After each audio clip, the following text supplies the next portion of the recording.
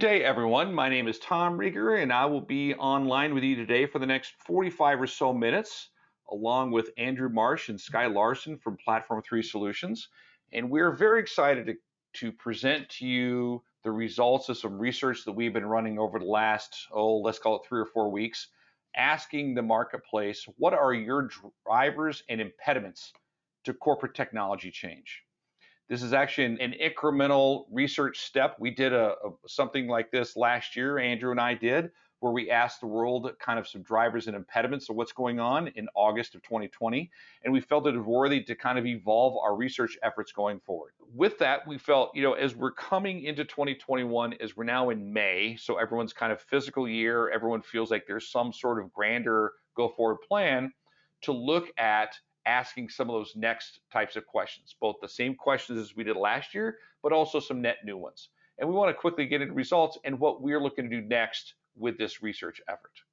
I'm very much, as a minor in statistics, all about a methodology, data gathering, data analysis, and data presentation in as unbiased fashion as possible. And that's what we're looking to accomplish today around what we're talking about. Last year, around August 2020, we published a research effort called Drivers and Impediments of Digital Transformation. And with that, what is a priority in your organization today? And it was 2/3 of the audience said that transformation was the most paramount thing they were trying to accomplish at that moment. Secondarily is, do you think there's wasted money in what's going on in your organization with old tech? And the answer was around a resounding yes. We then decided to fast forward and look at now around May of 2021 and ask the question, what is the priority in your organization now at this time? And we found that half of the people were now in transformation mode. We're now 28% were in cost cutting mode. So we had a bit of an adjustment there of the math as we look at what last year said and what this year is saying. So there was a bit of drawback in this idea of what transformation means and a push forward around cost cutting, with the balance kind of getting into a bit of maintaining status quo. But you also notice here too at the bottom, everyone is somewhat sure of what's going on. There's no not sure. One of the next questions we ask is, if your organization has decided on a cloud platform, which one or ones do they include? And I thought this was very interesting because if you kind of look at the pulse of the marketplace, you see a lot of traction behind some of the other players on this chart, but Azure was a clear winner of one of those primary ones clicked. Now, in the spirit of also being a statistician and looking at the data, let's also consider the fact that people were allowed to choose more than one. So here's another additional take on the data, is that if you look at if someone chose Azure, they of the 63%, almost half of them only chose Azure. Where if they chose Azure and one other, that was almost 1/3 of them, or Azure and two others, that was almost 25%. Where with AWS, very few people actually said we are only choosing AWS, and they were choosing others as well. The moral of the story here is just like in a data center when it comes to a platform decision, whether it's hardware, storage, databases, and beyond, folks are still looking at having a multi-platform or multi-cloud decision, but it's worthy to share these particular factoids. And when we get into the research paper, we will make sure we drill into this because I think it's an interesting imperative narrative and decision process everyone's making around cloud as a platform. Next, do you think there is wasted money in keeping old tech alive in your organization? Almost 80% of the people said yes. In fact, almost 30% said significantly or more than you'll ever want to know. So there's a lot of money out there that could be spent better in the opinions of everyone involved. That was the money. Now let's look at the data. In your company, what percentage of your data is old and of little value?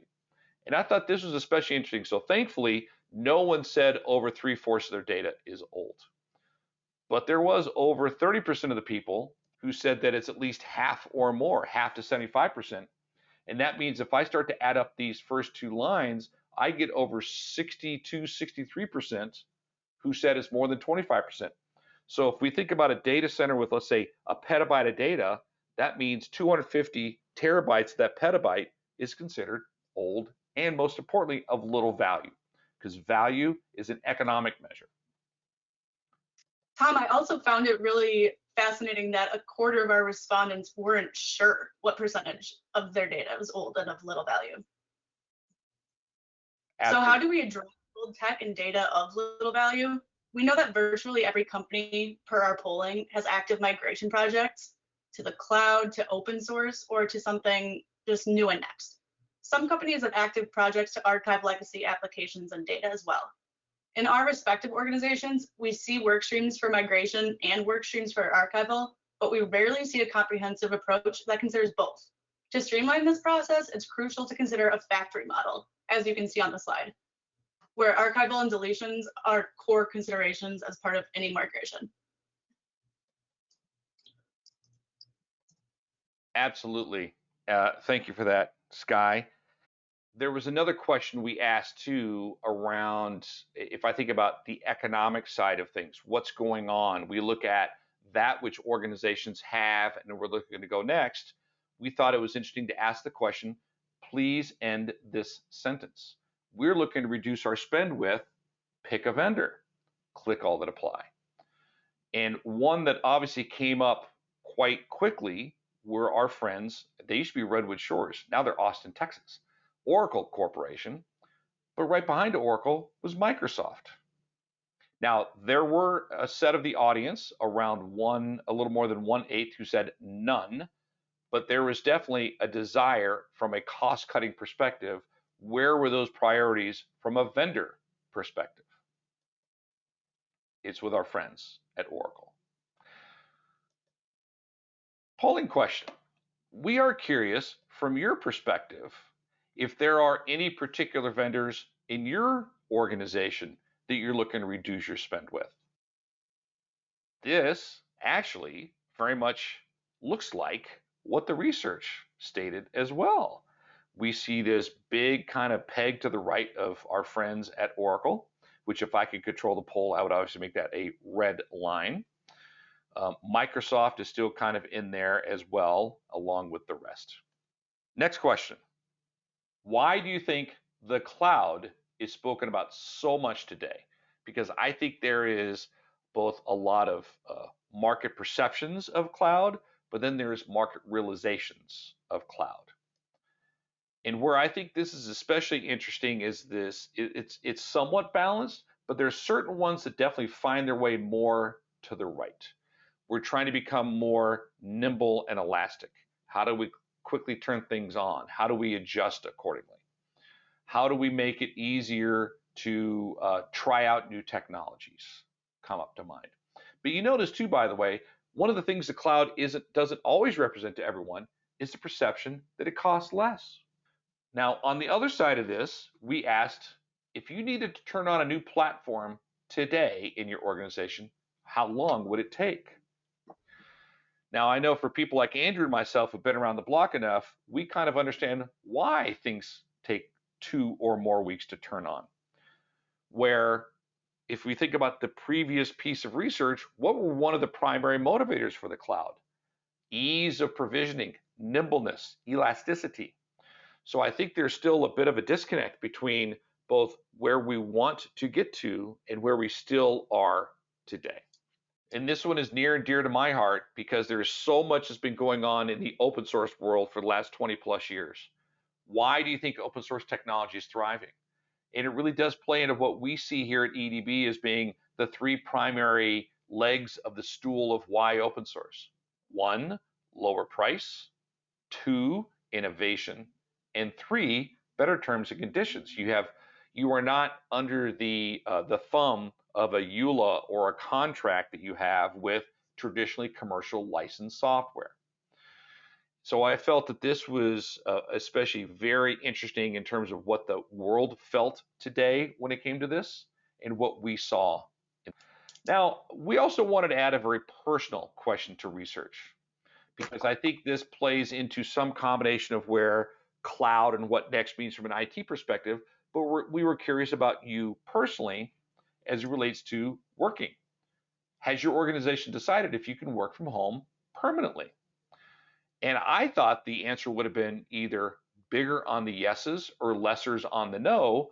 But I think this is probably indicative of what we're feeling the world will look like going forward. There's going to be this hybrid thing going on. And I don't have my camera on, but I used air quotes as hybrid. But what it was interesting too is a little more than 10% of the people weren't sure. So a lot of organizations have kind of, dare I say, made a decision between brick and mortar at home, brick and mortar at work, or some combination thereof. We'd like to kind of take the sum of what we found in our research. One, transformation is still kind of the word of the day, the tone of the day, but cost cutting is definitely a very quick second narrative that was part of this. The cloud conversation is going on inside over 80% of all the organizations, with Azure showing a bit of a clear lead, not just from the most clicked that people are using, but also from a sole sourcing perspective, which I thought was interesting. Most feel there is a waste of money within existing technologies and where old data persists. Now, it was worth noting here too that our friends at Big Red, Oracle, are showing as the primary vendor the world is trying to spend less with. And I'm pretty sure they're not letting us clip coupons today to cut down our Oracle spends. So we need to find other ways to do it by completely removing them from the portfolio in some fashion. The cloud drivers. What are driving the cloud to all of us, both in terms of perception and reality? We're looking for primary drivers of things like nimbleness and elasticity. Can I scale it up? Can I scale it back? Secondly, can I just turn it on easily? And finally, it gives you a chance to try new things. There's this idea today of succeed quickly or fail quickly. And the cloud gives us that opportunity. And almost half the folks recognize that as being a primary driver of cloud. Yet, it is still taking over 2 weeks for organizations to turn something on. 75% of the folks who did the research stated this as a fact. And then finally, from an open source perspective, what I really enjoy about doing what I do is I get to finally be the most innovative technology that is the easiest to provision and use from a terms perspective. And also, I get to bring down the overall cost to an organization from a price perspective. So this is Andrew Marsh again. So who's Platform 3 and EDB anyway? I'll just quickly tell you, Platform 3 is the largest global solution and services company purely focused on helping organizations migrate and retire and decommission their apps.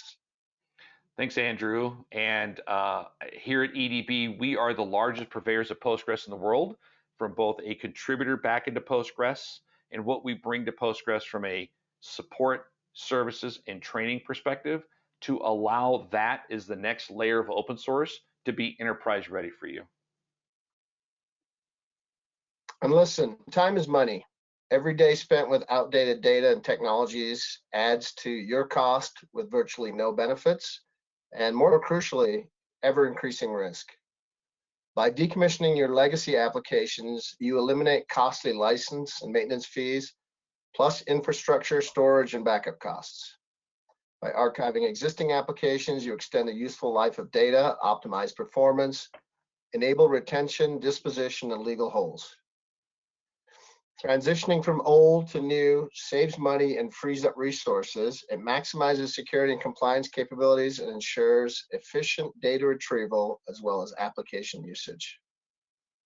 At Platform 3, like I said a minute ago, we have the tools, we have applications and expertise on efficiently migrating legacy application stacks. Whether you need help setting up your factory approach, consulting services on how to get started, products that help you identify and track your ROI, or full white glove treatment to manage your project, we have the solution for you. Back to you, Tom. Thanks, Andrew. And one thing I like about working with Platform 3 as well is, and I see this in my client conversations every day, the narrative goes something like this. We have an existing Oracle application and it has 100 terabytes of data in it. and we're looking to move to something else. Well, there is no reason to move all 100 terabytes out of Oracle and move it into another tier one platform, because how much of that 100 terabytes is actually actively used in any way? How much of it could you take out of that active system? How much of it could you literally delete, assuming your records retention plan is as such?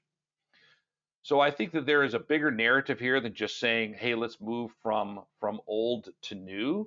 I think there's a degree of old to new for your data as well, and how to most effectively put those in the proper tiered environment going forward.